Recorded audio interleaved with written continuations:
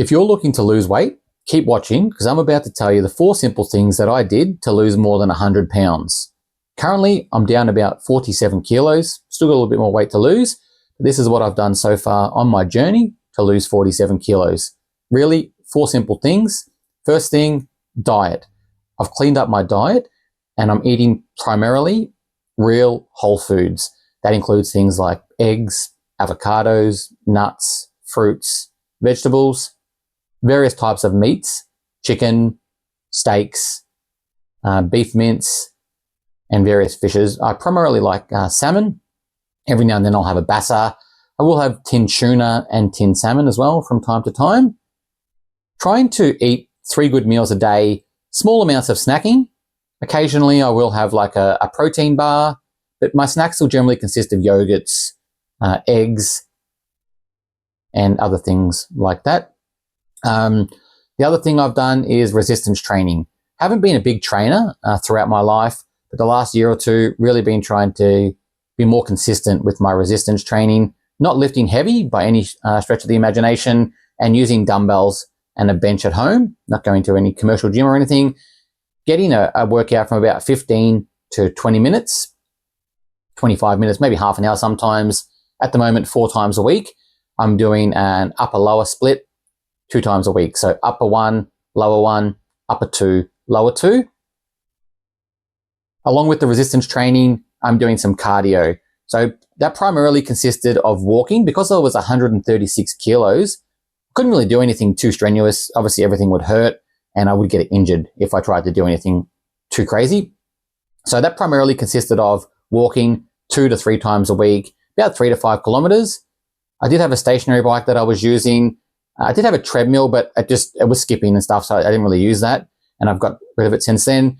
But yeah, if it was bad outside and I couldn't get a walk in, I would just do some stationary bike for about anywhere from 20 to 30 minutes. I think 20 was the main duration that I would do, and that was about 7.5 kilometers on the bike. Now that I've lost some weight, I've been getting some bigger hikes in, so not this year. The year before, I did the 40-kilometer Surf Coast Trek as a hike. That took about 8.5 hours, and that actually destroyed me. I was really struggling to walk afterwards. This year, in April again, I did the 26-kilometer Surf Coast Trek, and I was much fitter this year, and I actually come in 3rd place and did it just over 3 and a bit hours, I think. So much faster and much more able to keep a pace.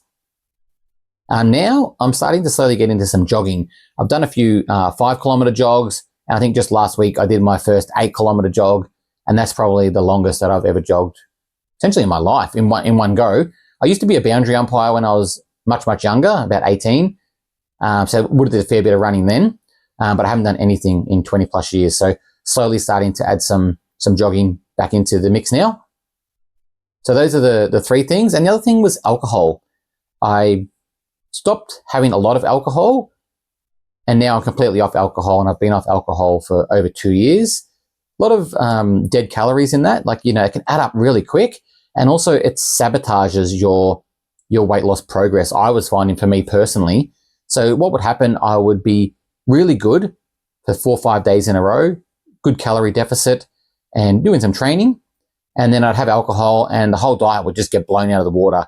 I would just eat everything in front of me, have lots of drinks, and in 1 or 2 days, it might only be a Friday night or a Saturday night, the whole calorie deficit for the week has been totally blown out, and then I was in a surplus. So, you're back to square one, and it's quite frustrating. You're doing all this progress, you're losing weight, and then bam, all back on. You're losing weight, and then bam, it's back on. It's very, very frustrating, and after a while, you just kind of give up, and that's why I had all these yo-yo things. So, and you really want something that's consistent and sustainable long-term. So what I was finding in the past as well, I've tried every different like yo-yo type thing, juice fasting, the soup diets. I've even tried OMAD, intermittent fasting. I don't mind intermittent fasting. I haven't done it recently, but I find if I slightly delay my food and have it a little bit later in the day, I tend to eat less calories overall. So that might be a tactic that can help you. It also allows your body to heal and repair, because obviously eating food does put a strain on your body. Your body has to digest and process all that food. So yeah, if you can delay a little bit in the morning, some people will get and feel really sluggish when they eat breakfast as soon as they get up or early in the morning. I start work quite early. So I start work at 7 in the morning. So if I was to get up and eat before that, I'm eating quite early. So I tend to start work at 7.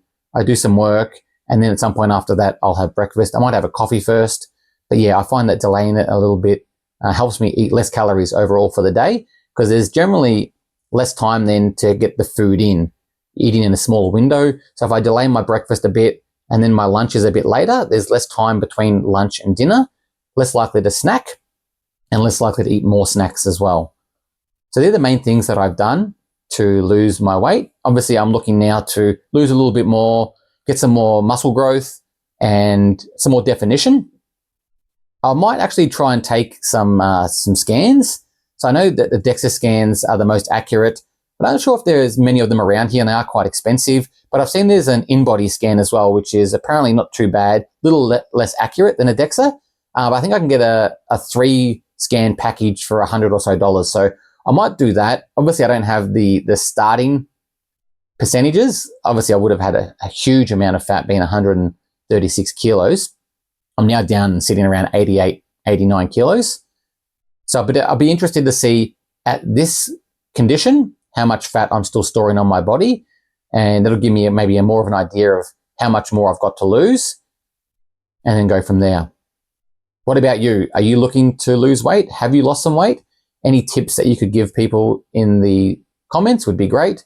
I always love hearing what other people are working on, how they've had success, and what things they've tried to achieve their goals.